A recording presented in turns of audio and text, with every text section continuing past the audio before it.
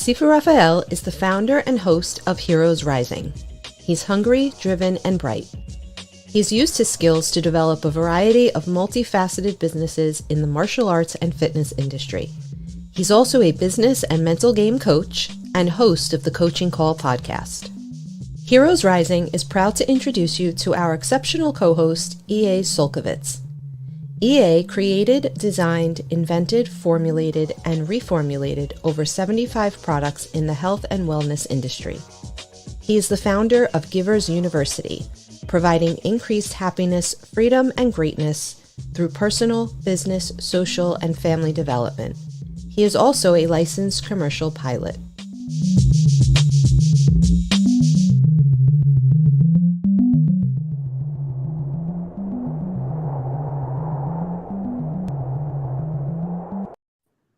Happy Friday, everybody. Thank you so much for joining us. I am here with three amazing, I'm telling you, amazing individuals.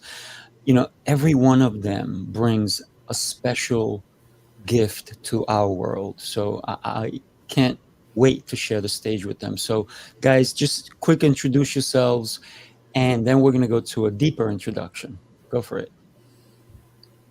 Well, I want to mention, first of all, I don't know what the math is because I also am with three amazing people, but I'm one of the other ones. So how does that work? I guess you have to carry the three. So it's just, it's great to be here. And thank you so much, Rafael, for over a year ago reaching out and asking me to be a part of such a great idea you had of starting Heroes Rising. So thank you. Thank you. Yeah, absolutely. My pleasure. I'll pop Julianne, in go here. for it. My name is Julianne, and I had the pleasure of meeting Rafael recently on his personal podcast and discussing a book that I just published called How a Mother Took Her First Steps on the Moon. And our thought processes and alignments of how we coach are very similar, and I'm gracious to be here and grateful. So Awesome. And Scott? Yes, I'm Scott Anderson, and I'm really glad to be here with, as EA said, with three great people. I love the math, and I was fortunate enough to meet Raphael through an introduction from a mutual podcasting buddy, and was lucky enough to appear on his show earlier this week. And I am, among other things, I'm a serial entrepreneur, but my main focus right now is helping entrepreneurs break through burnout, and really rewarding work. Really glad to be here. Thank you. Yeah. You know, and let me introduce, we're gonna have Scott go first, because, you know, we did have a conversation this week, and what an amazing time we had. Scott, you are an amazing individual, and the work that you're doing, my gosh, you're helping people go through the phases of burnout into finding themselves again, right? Because at one time, and we talked about all the different avenues that people can have burnout, and you don't have to be in a corporate environment, and you don't have to be a doctor. You can be a student, so you could be anybody and go through burnout. And Scott has developed a method and a way to help people through that process and how to come to the other side, right? Because after going through something like that, and I know you went through it yourself, Scott, and you learned, and you realize that not only were you able to come out on the other side, but how can I help other people? And that's what makes you so powerful. But you didn't stop there. You also developed in 2007, you founded, you know, the treatment to help military families with PTSD. My God, I mean, like all the work you're doing, we can go on and on and on, but then you also have written books, right? And the one that you wrote is also playing big in 2013. And you're currently working on your second book, The Blessings of Burnout. And people wouldn't normally say a blessing from burnout, but you see the light at that end of the tunnel. So my friend, take it away. Tell us about it. Oh boy. Well, thank you. Yeah, it's anybody who's been through burnout, or I suppose any struggle. I mean, we're always kind of peaks and valleys, I guess, and troughs. But you know, one more time, I just found that burnout, as awful as it was, and as much as I despaired of ever getting out of it, It's one more of those challenges that just fills me with so much gratitude to have not only gotten through it, but to my amazement, am much more joyful and fulfilled person on the other side of it. Sometimes we have to be reminded of our limitations to appreciate the blessings. And so I'm just very grateful. At one point, I never thought I would be able to break through burnout. I was just so completely stuck and exhausted and hopeless. And like everybody on the call, I think, an entrepreneur where I've got to get up and do it. No one's going to get up and do it for me. And so was really in despair for a while, but was very fortunate to run into some things and some practices and do some research and find some solutions. But my life today is, a million times better than on my best day pre-burnout. And that's what the book is about. The Blessings of Burnout is literally that, to my surprise, I would have given my right arm to just not be so exhausted and anxious and depressed. But it turns out that recovery offers so much more than just getting back to baseline. Really good. So when we talk about baseline, tell us what that means, really. Yeah. Well, I think it was Thoreau who wrote that men lead lives of quiet desperation. And, under the surface, I think that was kind of the way I was living, was just trying to survive and endure my life in some ways. And I found that I got to a point, as a lot of people have done, 45% of the American workforce, according to Gallup, have gotten to a point where just surviving feels like more than you can do. And this does relate. You mentioned the work that we've done with post-traumatic stress disorder. There are a lot of similarities between post-traumatic stress disorder and burnout. They're not the same, but they have some similarities. And so the research that we did with clinical trials and our work with Tel Aviv University and the Israeli government really helped me to understand also some precedents that helped with treating burnout.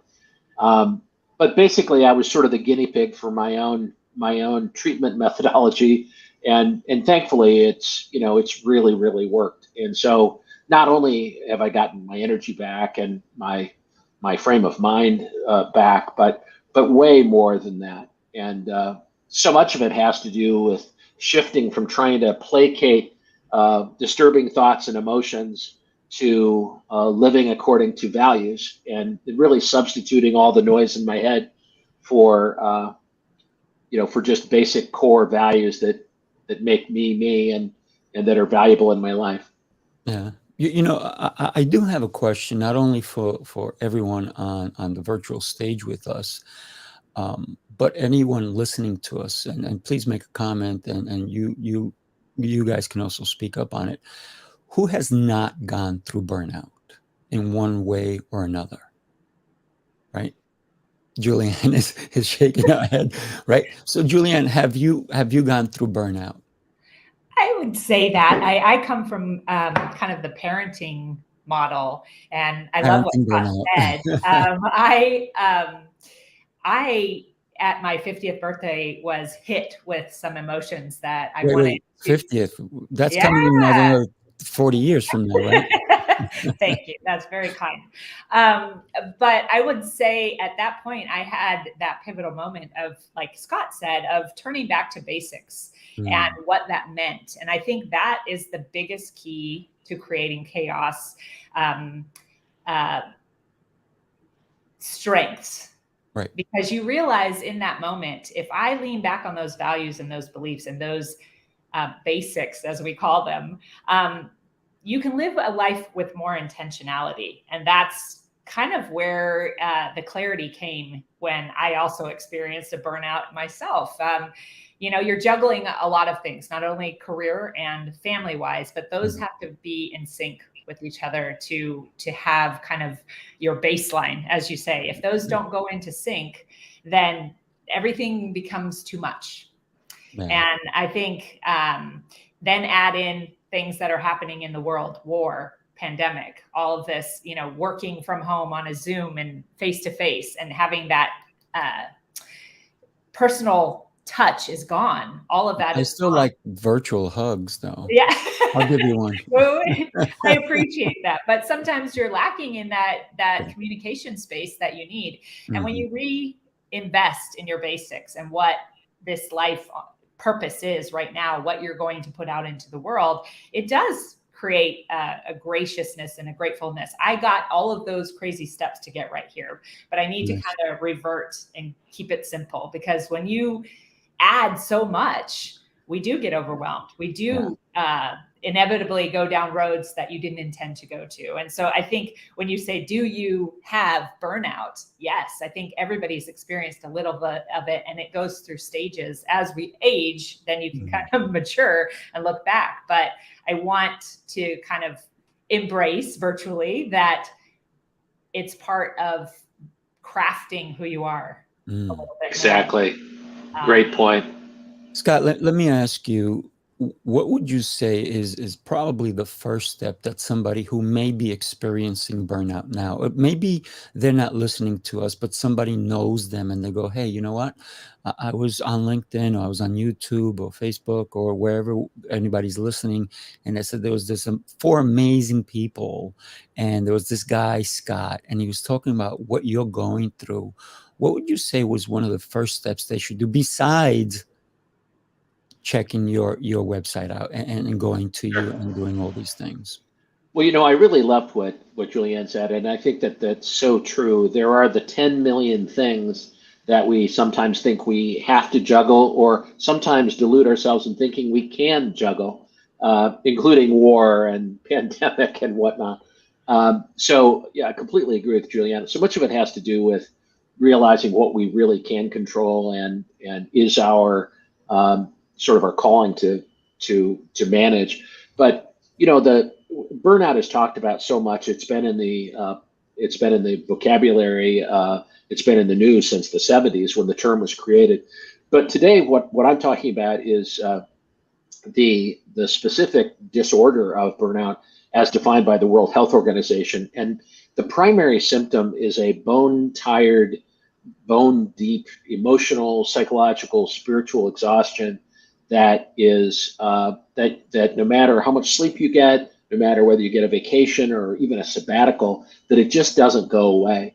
And so your question was, so what do you do first? And one of the things that all of the clinical trials and research suggests is that basically burnout is a stress disorder. And it means that it results from unrelenting, unrelieved stress. And so one of the things that all of the literature suggests that we have to do as a starting place is figure out a way, and we've got a couple that have been proven to work, but a way to really drop the rock of the 10 million things that we try to keep balanced, to really let go in a very complete way multiple times during the day, to let go of the stress that builds up. Most of us sort of take a deep breath at 8 a.m. or 7 a.m. or whatever, and then exhale maybe at 10 a.m. that night. We're sort of in fight or flight mode all day long, trying to juggle the 10 million things. But the research is very clear that if we can drop the rock of this stress multiple times during the day, and in part, as Julianne said, just remember, look, I'm responsible for being me in this moment. And so much of burnout recovery is exactly what you said, Julianne. It, to me, is to find out, or maybe remember, who you really are and what you're really here for, and to realize that we can't juggle and don't need to juggle the 10 million things. If I can offer a couple little thoughts on that. One is, I think I had the generic burnout, and at the ripe old age of 16 to 17 years old, and burnt out janitor. Let me tell you, try to get yourself motivated when you have to clean a Brunswick bowling alley at 2:30 in the morning and clean the bathrooms. Let me tell you, to get motivated to do that, and after a couple of months of that, you you just don't even want to walk in because Well, I have a question. Hang on a second. You're I have going to a be question. escorting some drunks out from behind the bar and cleaning the commodes with things you don't even know. You know what's on the menu because you see it in the bathroom. Oh my God! Yeah. But I'm just saying. So that was a little bit of burnout, and then I met my mentor, and he said, "Do you want to change it?" He just asked me, do you want to change it? He said, you can stay there. That's up to you, or you can change it. And then he shared with me and taught me the skills. And he said, you can learn this. He said, you can learn this like anything else. And a point he drove home to me was happiness is not the absence of stress. It's the proper management of it. And he taught me how to manage stress, just like you were saying, Scott, right to you that, there's certain things that you don't need to be stressing about, or as you would say, drop the ball on those things, that aren't really that important. So, and that an important thing he drove home to me as my mentor was, it's a skill. You can learn it. You can learn the skill of how to manage these things. First, you got to want to, and second, learn it. And he did. A second note I want to share with you, which is really to your point, Scott, is, the kind of, not the generic kind of burnout where I was just tired of going to the same place, working the same place, but the more detailed one. Physiologically, I was blessed to meet one of the first 12 men.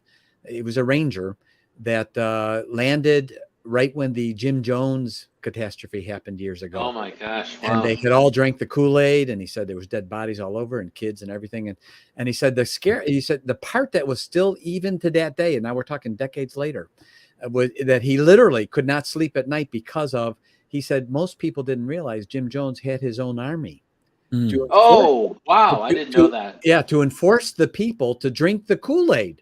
The Oh ones that my wouldn't God. drink it here, they literally were killing them, cutting off their heads and everything. He said there was he said, so the part that was the roughest for him as a Ranger, he said it was in the middle of the forest, in the middle of the deepest forest. He said we had to walk through the forest and clear the forest. And he said, and you had this constant feeling of his army jumping out with machetes from behind a bush behind you. And he said, meanwhile, you're walking around with a knife, or something. He said, and you could tell that this was still decades later, so ingrained at him at every kind of possible level a human could have. And I was stunned listening to him talk of what it was like to literally take a step and thinking at any moment, you're going to get hit from behind, out from the forest, from this army no one even knew existed. And so that's, and first of all, that's why I want to say anyone that's had, and I know, Julianne, your relatives and family has been a part. I'm the first one to say, thank you for your service. Thank you for your service. And that service doesn't end when they come home. Because I've met the people where, like I said, this Ranger who, did this incredible thing, but still even today, decades later, wasn't whole because of what he was having to deal with. So Scott, thank you for the great work you do. And it's not an easy work. And I'm sure, emotionally it can take a toll just, helping people get that skill and getting to that point with that. So I just want to share those 2 points that, things aren't always the way we see them. No one knew about Jim Jones's personal army, and what they were killing people to make sure they drank the Kool-Aid. And these guys were sent in to try to take care of the army that was killing the people. I mean, extraordinary. Amazing. Yeah. Just hear it amazing. from someone who was there, in living color, if you will. Talk about stress. Just can impact people. Yeah. Ways. And then we've had the COVID, craziness and all that stuff that has just exacerbated all of it. So Scott, you do a great work, man. Yeah, and you continue to do it, and that's a blessing to all of us and anybody who's going through it and doesn't know that. There's a lot of people, and we talked about this, that a lot of people don't think there's another side to it, that they're going to be there, they're stuck in it. And sometimes, unfortunately, suicide comes from it. So we don't want to get into the negativity of it, but we do want to talk about the positive work that you're doing, because the more negative we think about things, the more negative we're going to have in our own feelings. And so we want to think of, even though it is a sad thing and it's a terrible thing that's going on, we want to think of the positive work that you're doing and the spirit of light that you're bringing to people. So Scott, thank you so much. Oh, thank you. All you do. Absolutely. I want to jump in here too. And obviously I have not had a war situation, but at moments when you have kids coming at you, it feels like that. It's, but I would say, if you could flip this coin over on the other side as a human being who has experienced depression, etc., is something that I offer some of my clients is to be curious. Mm-hmm. And I say that to you because I think some of our listeners sometimes wonder, well, that first step, what do I do? How do I do it? And flip it and be curious about that other person's story and where they are. And you will definitely learn. And you say, things aren't so bad on my side. My grass is pretty good. And I encourage that to your listeners, that if you get curious in your life, the tenfold of gifts that come back to you, because you're able to kind of reach out and connect with that person in a different way. Stop telling your story, but yet receiving kind of some gifts and information with your curiosity will change that. Like just what you said, when I hear the story of this ranger, like, wow, that humbles your story of where my impact is on what's going on in my life, of, my kids throwing up at me, or I can't do some of these things. I just say it puts things in perspective, and it's a skill and a technique that you need to learn, but it also helps you kind of flip it. Like, do I need to get curious right now? I love that. Julianne. My mentor always told me that everybody's got as much on their plate as you do, and probably a lot more. The illusion is everybody else has got a better deal somehow than Scott does. And I would refer to people that we both knew, and I said, well, what about him? He's got X possessions or whatever. He goes, no, believe me, you don't want his plate. You don't want it. I said, well, what about him or her? No, really, you don't want that. Thank God you've got the plate you have. And I agree with you, Julianne. That's such a great point, to be curious. And basically to get my mind off me is so important. My mentor shared with me, right, with that, to your point, Scott, he said, he loved to use stories. And he said, if everyone in the world could take all of their problems and put them in a bag, and you could walk around the world and look in everyone else's bag, you would always come back and pick up your own. And he always had a great way with graphically driving the point home, because I could see myself looking at everyone else's bag and saying, that's not, my bag's a little lighter than that one. And, my bag's a little lighter than that one. And that helps us with that empathy, and also helping people, give them hope. After all the crap we've been through recently, and stuff, hope is a real important commodity right now. And it should be a commodity, and it's not. It's highly proprietary, and we need more people giving hope. What you just said made me think of something, and it is important if we do look at what we are carrying. But there's so many people that want to up and get rid of what they have in their bag and put it in your bag. Yeah. So we have to be careful of that too. Moving forward, I want to introduce you guys to EA, my amazing, amazing co-host. I am humbled because EA accepted my invitation to be my co-host on Heroes Rising. When I had this whole thing, I said, I want to do this. But I can do it by myself. Why not have somebody who's an amazing individual join me, and together we become a better unit, a better partnership, right? EA, he is a man who has had room of 50 presidents of companies pay him $5,000 each for a weekend, or 3-day weekend sometimes. So that's $250,000 that he made in 3 days, right? And he did that for 2 years. And I figured, how many weekends did he work?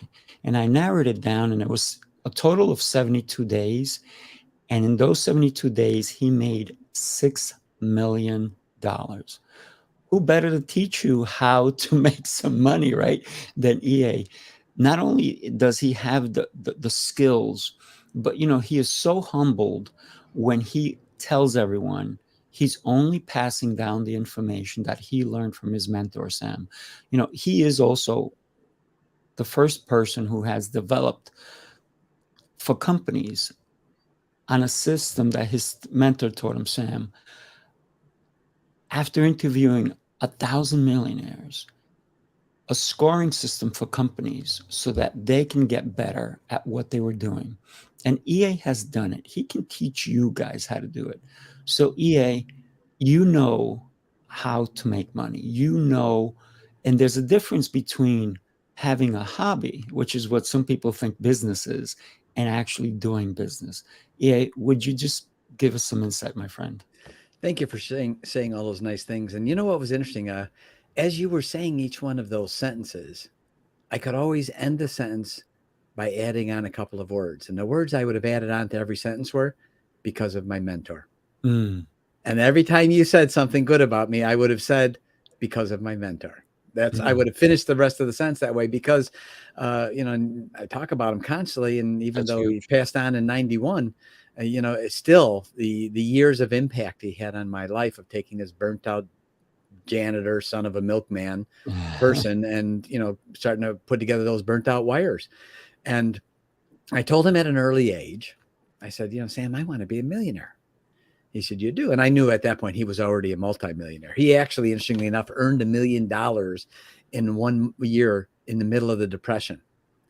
Now you got to really be an unusual person to know how to do it. And by actually helping other people make a lot of money as well, too, that needed money desperately. It's an interesting story. I actually shared in past interviews that I did in podcasts, but he was an amazing man. I was blessed to have him in my life. But I told him, I said, I knew he was a multimillionaire and I at least wanted to ask someone who had done it. And I said, Sam, I want to be a millionaire. He said, you do? And he said, yeah. And I said, well, what's the first thing I do? He said, well, first thing I got to do is, you're going to have to get $1 million. Oh man, is that it? Is that the real answer? He said, now I'll share with you the hardest part. He said, because actually, I know it sounds crazy. He said, I know it sounds crazy. Earning $1 million would be the easiest thing you'll ever do. I said, oof, okay. Here I am, just trying to get by, right? Financially, always having more month than money. And he said, I'll tell you the hardest part. And I said, okay, what's that? He said, the hardest part is going to be believing you're worth it. Oh, so true. And when he said that, I, you could feel, you could have heard a cricket in the room because I was so shocked by the answer. He said, that's the hard part. He said, most people don't believe they're worth it. He said, that really is it. And he said, and he said, first of all, let's talk about $1 million for a minute, because he said, I'd like to expand that into wealth. He said, because I've met and this is him talking now. He said, I've met very, very wealthy librarians.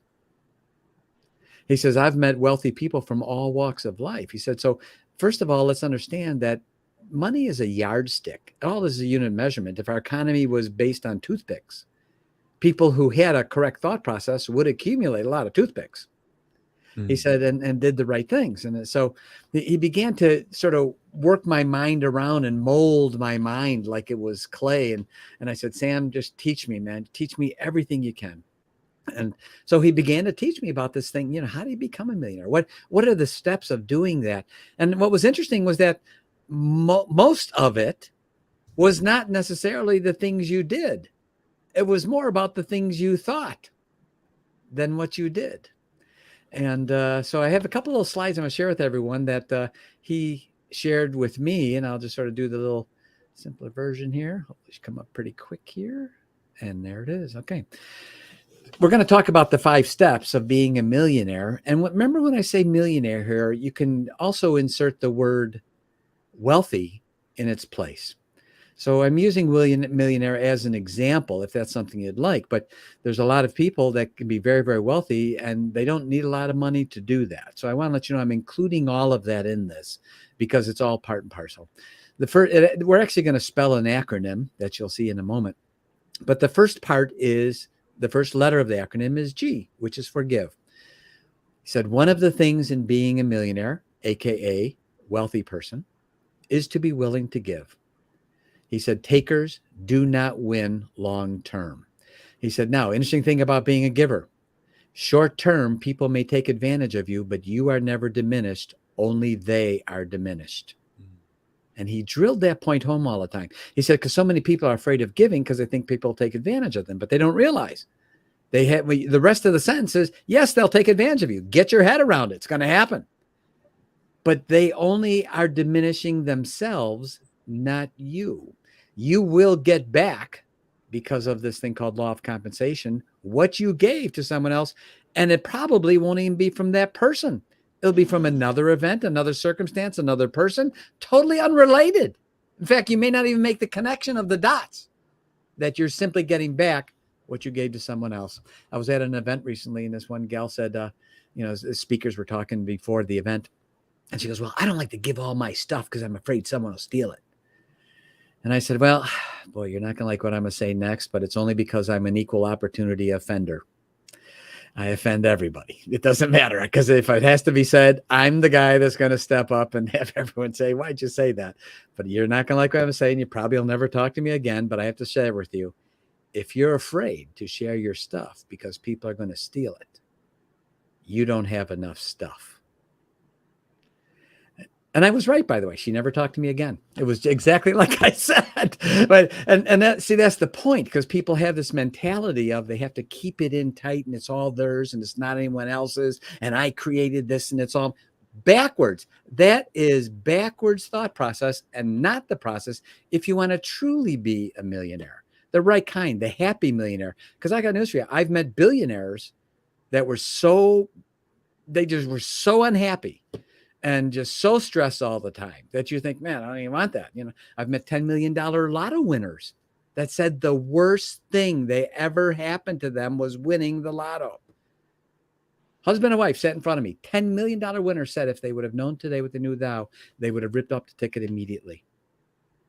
So it's not always what we think. Sometimes it's quite a bit different. So let's see. How can I get there? Slide 2. Inspire. To be a millionaire, you have to inspire others. But in order to inspire others, that requires something.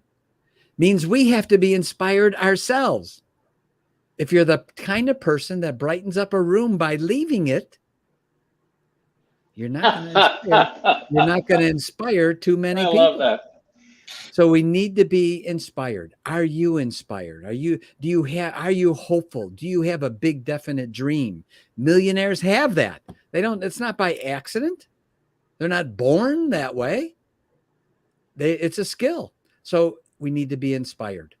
Next, we have to have a vow. One of the challenges we have today, I see this thing that was recently called ghosting, where apparently the people have interviews and they don't show, and they don't pay attention. They don't care about anyone else's schedule. And to be a millionaire, and remember, AKA wealthy, which does not necessarily mean money. Your yes must mean yes, and your no must mean no, period. Just that simple. Your word has to be bankable. When you say yes to something, that means yes. And then you have to go and follow all the way through on that, even if you don't want to sometimes. And your no must mean no. My mentor always said something, and he was the first time I ever heard it in my life. I watched him shake hands with someone on a business deal.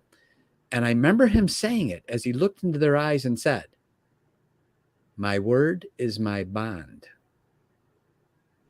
And the first time I heard him say it, it almost gave me goosebumps, because the way he said it, and you just knew that this man, that was exactly the way he was.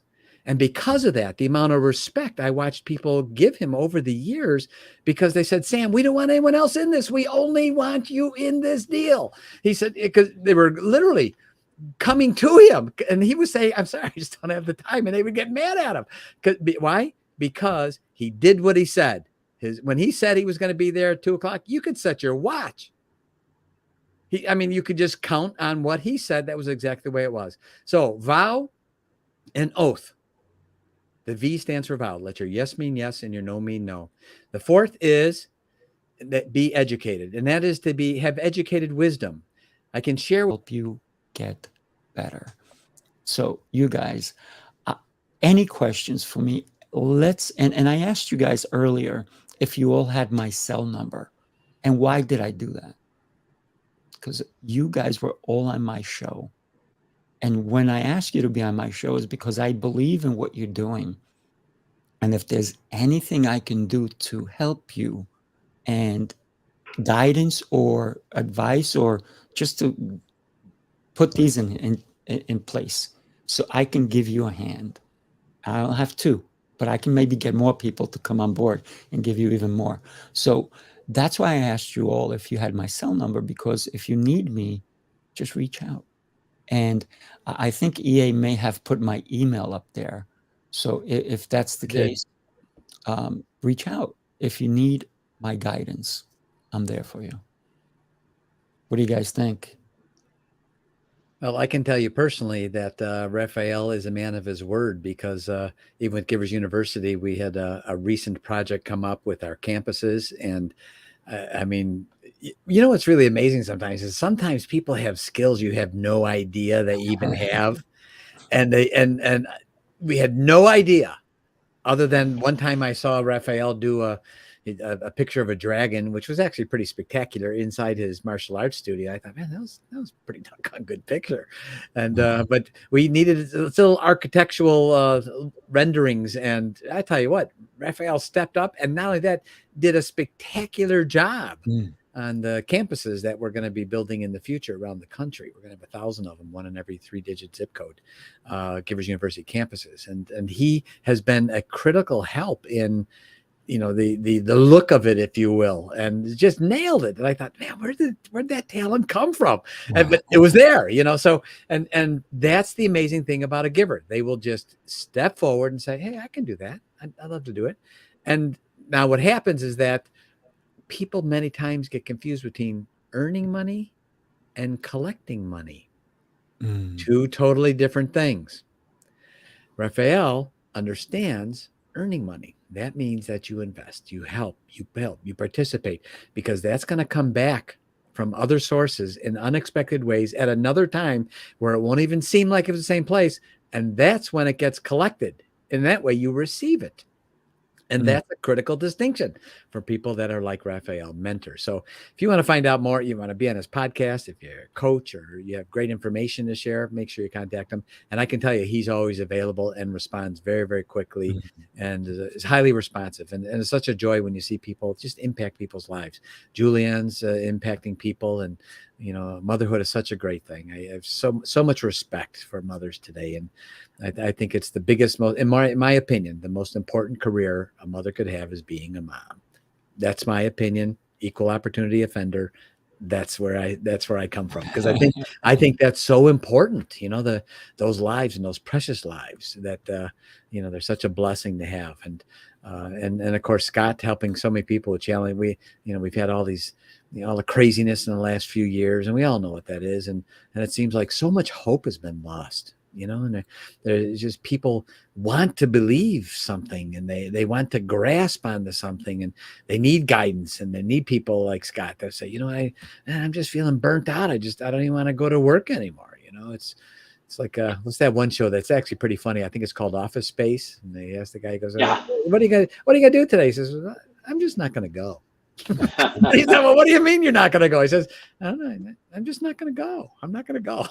So Scott really helps people, really, really, especially some of those that have had serious traumas, you know, the kind of sleepless night traumas kind of thing. So thank you, all of you, for the great work that you do. And I really appreciate it. Julianne, you had a thought or question?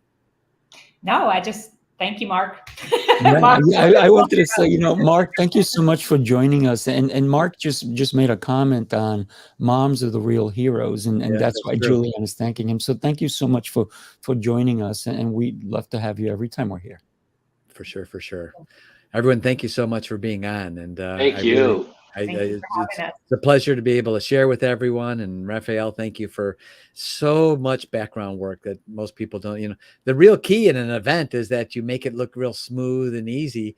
And really all those things that look like smooth and easy is nothing more than a whole bunch of effort on the background that no one ever saw that makes it look so smooth and easy. And Rafael, that's all you, man. It's all really, really greatly appreciated. Thank you, Rafael. Great job.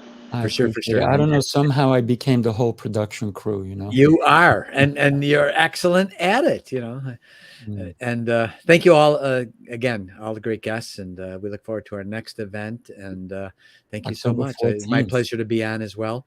October 14th, by the way, and we're having Jeff Cohen, and we are looking for one more amazing coach. If you know anybody, awesome. Come on, let us know. I've put out a couple of feelers. I know everybody's so crazy busy, which is a good thing, right? So join us October 14th. You guys, amazing content, great work you're both doing. EA, I mean, you know, I think the world of you. And Julianne, I love the book. By the way, I was saying earlier that you send me a couple of copies, and some of the moms are reading it and they're bringing it back so another mom can read it. but I'm also telling them to buy it. And once they do, okay, I'm going to buy it. So I'm like, good. And then I want them to give you a review. And then Scott, amazing work, my friend. Amazing. Keep it up. And, we need you. We need you for sure. So as All we right, say, everybody. as we say at Givers University, don't have a good day. Have your best day ever. Yes. Enjoy, everybody. Have an amazing day. Thank you. Bye-bye. Bye.